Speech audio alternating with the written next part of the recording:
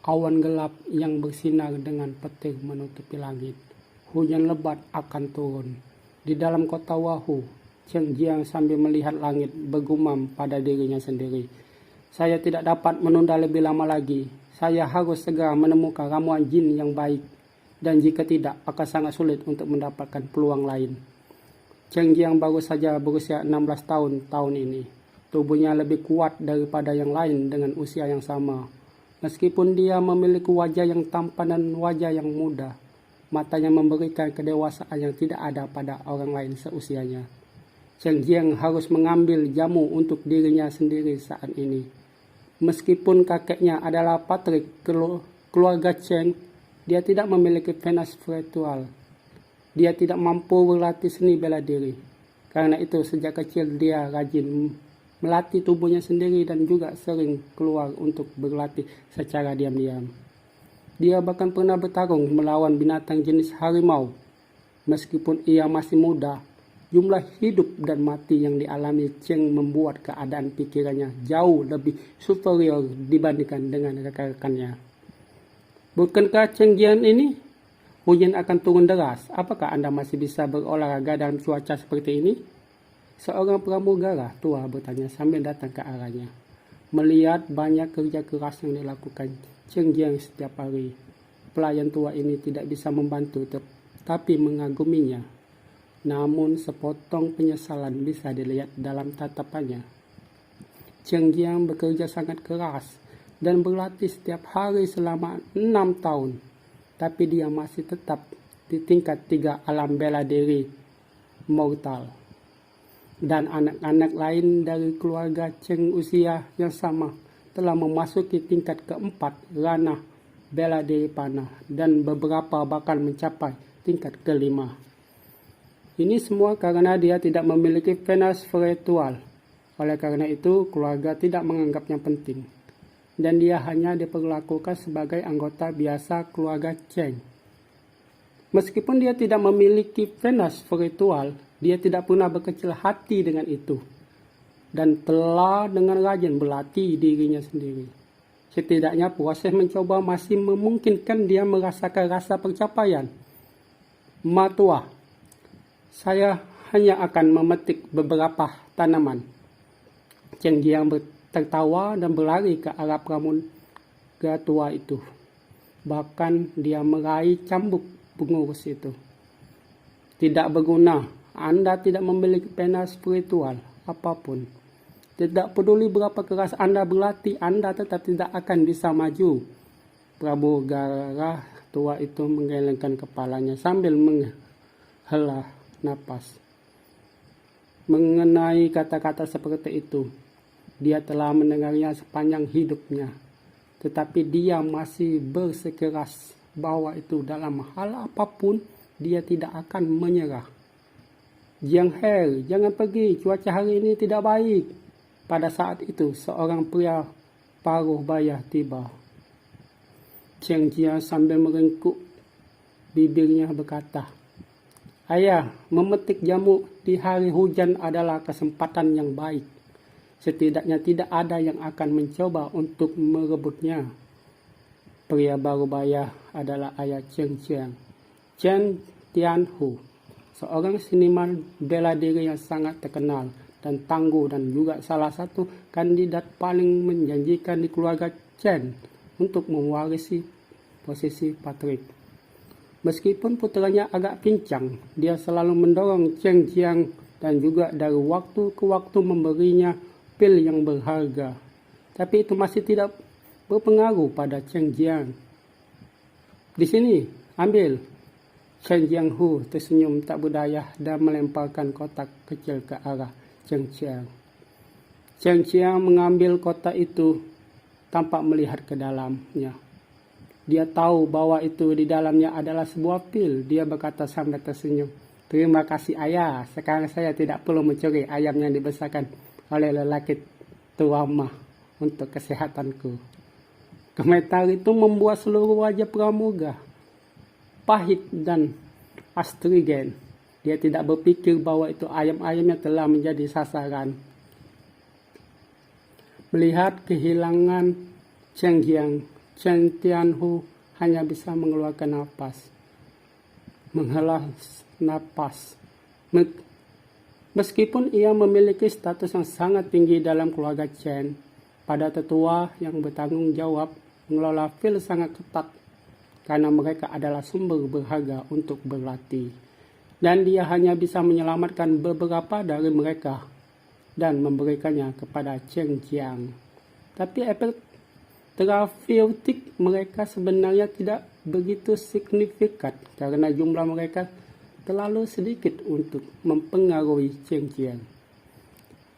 Ayah apa yang tidak berharap anaknya menjadi sukses dalam hidup. Tapi Cheng Jianhu tidak memiliki metode lain. Bisa dia lakukan adalah mendapatkan fil untuk Cheng Jiang.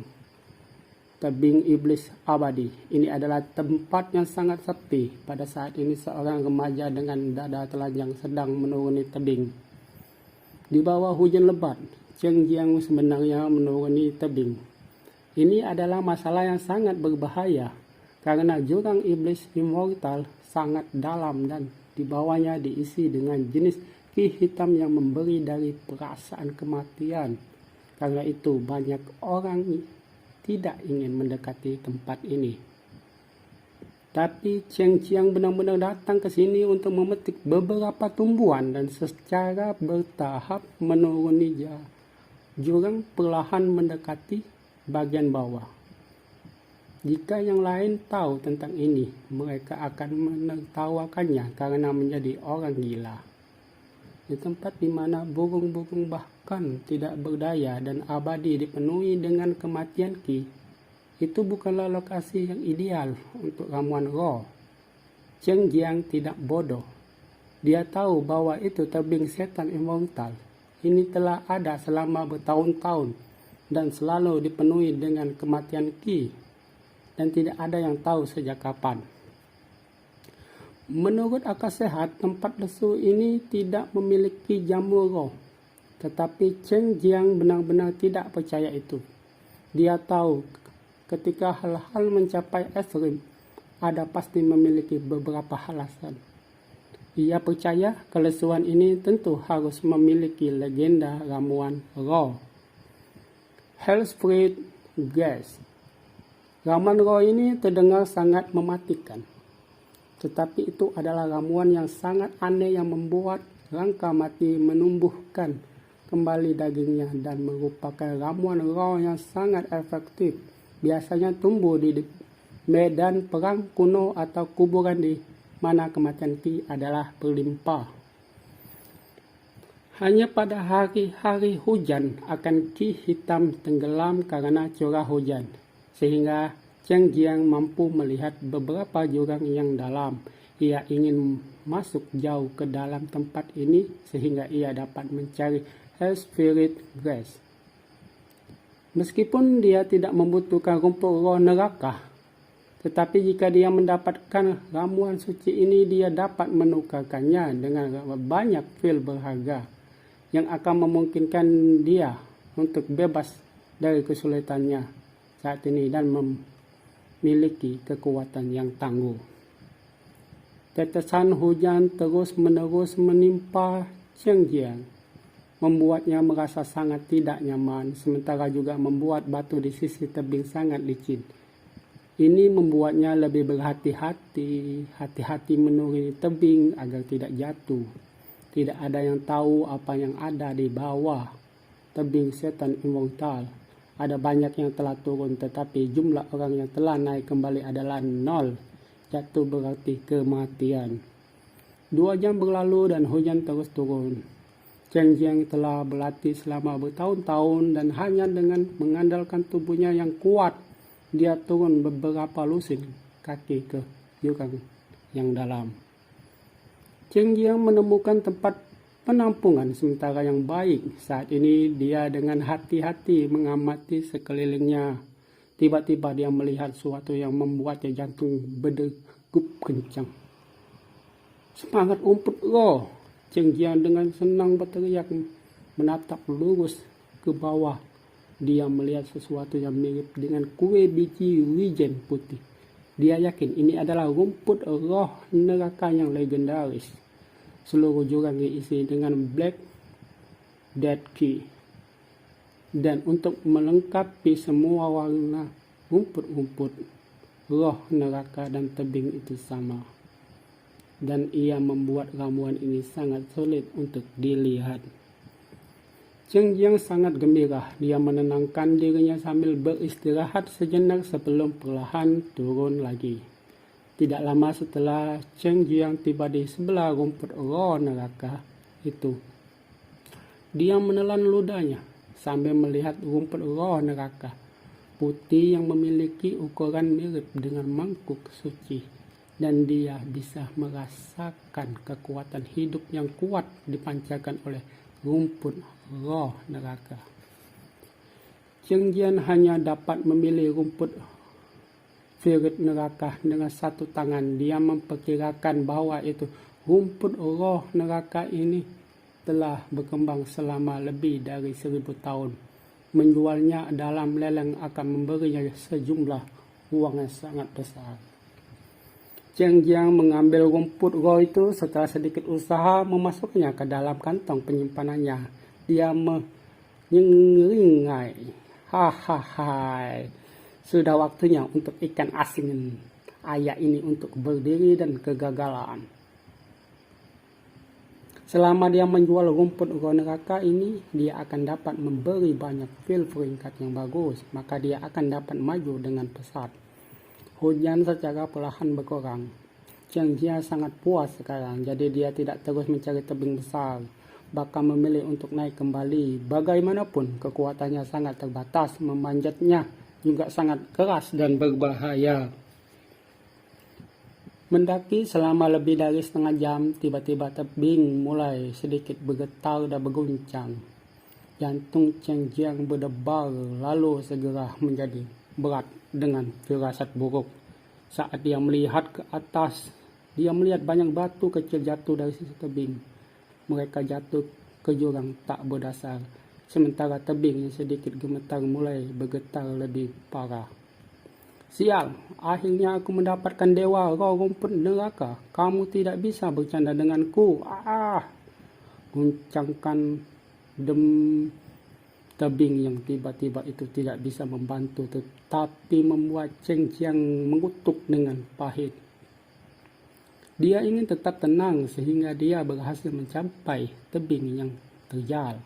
Kalau tidak ada, akan jatuh dari keterkejutan. Tremor yang meningkat membuat Cheng Jiang secara bertahap merasa putus asa. Sebagai dia melihat ke atas lagi, dia melihat sepotong batu raksasa jatuh ke arahnya. Sementara batu yang dia pegang juga mulai retak. Lord, saya baru saja mendapatkan rumput roh neraka. Anda membawa saya ke neraka. Apakah Anda pekek raja dengan saya? Cheng Jiang tidak bisa membantu tetapi mengutuk. Tetapi juga kali ini Ki Hitam mulai bangkit. Tiba-tiba batu terbelah membuat Cheng Jiang jatuh. Tubuh Cheng Jiang jatuh ke jurang yang dipenuhi Ki Hitam. Ketidaksediaan diwarnai dalam teriakannya. Dalam jumlah waktu yang tidak diketahui, kemudian Cheng Jiang akhirnya membuka matanya. Dia bisa secara tak terduga melihat cahaya di dalam jurang, dan yang paling mengejutkannya adalah bahwa itu air hadir di sini. Dia juga bisa bernapas. Cheng Jiang melayang ke permukaan. Dia melihat dia hadir di kolam yang bersinar dengan aura putih suci. Yang lebih mengejutkan Cheng Jiang adalah bahwa itu tidak jauh darinya secara tak terduga. Ada dua gadis cantik dengan rambut panjang duduk di tanah. Dan bahkan lebih mengejutkan daripada sebelumnya adalah bahwa itu kedua keindahan surgawi ini telanjang bulat. Dua tubuh giok sempurna, sangat sempurna tampak terlihat jelas di depannya. Kedua dengan wajah merah itu seperti patung giok yang diukir dengan teliti tanpa cacat sedikit pun. Puncak kembar mereka melimpah di sepanjang pinggang mereka yang tipis dan lembut. Mereka cantik, dan menarik napas. Ini adalah pertama kalinya Cheng Jiang melihat wanita secantik mereka. Adegan yang harum dan memukau memiliki dampak yang besar pada Cheng Jiang, membuatnya benar-benar membatu, seluruh wajah yang memerah dan jantung dan napasnya seperti yang telah berhenti. Kedua gadis itu berjongkok dan saling memandang. Setelah beberapa waktu mereka akhirnya menemukan Cheng Jiang, tetapi mereka sama sekali tidak menghiraukannya dan melihat Cheng Jiang merasa dia dibenci karena dia benar-benar diabaikan oleh dua gadis cantik. Setelah periode linglung, Cheng Jiang bisa melihat bahwa jurang itu hancur, sementara banyak celah dan lubang masih terlihat. Batu-batu yang pecah berserakan di tanah. Selain batu pecah, ada potongan-potongan sutra putih yang tersebar. Dari kelihatannya pertempuran telah terjadi di sini. Dia berspekulasi bahwa kedua gadis inilah yang menjadi penyebab pertempuran dan karena itu sebabnya pakaiannya robek. Cheng Jiang meskipun tidak tahu tentang mengapa dua gadis memikat yang menakjubkan itu bertempur di sini di jurang ini, tetapi ia tetap melihat bahwa kedua wanita itu cukup tangguh dan ada kekuatan di luar lingkup ilmunya bahwa mampu menguncang bumi dan bergerak gunung dengan kekuatan mereka. Keduanya adalah akar dari masalah. Mereka bahkan menguncang tebing dan menjatuhkan saya. Tapi untungnya saya memiliki keberuntungan dan tidak mati. Cheng Jiang memarahi dalam hatinya.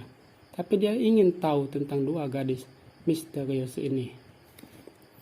Cheng Jiang sambil menonton keduanya dengan tubuh giok yang sempurna, perlahan berjalan menuju kedua wanita itu. Jurang di samping tebing setan immortal disebut neraka. Tapi kali ini untuk Cheng Jiang, neraka ini mirip dengan alam surgawi. Ada kolam yang dalam diisi dengan aura putih suci dan yang paling penting adalah bahwa di samping kolam ini ada dua gadis cantik surgawi telanjang yang sangat menakjubkan. Hanya pada saat ini kedua gadis itu menyadari bahwa tidak jauh dari mereka sepasang mata merah berapi-api melirik mereka. Mereka malu dan marah mulai muncul di dalam hati mereka.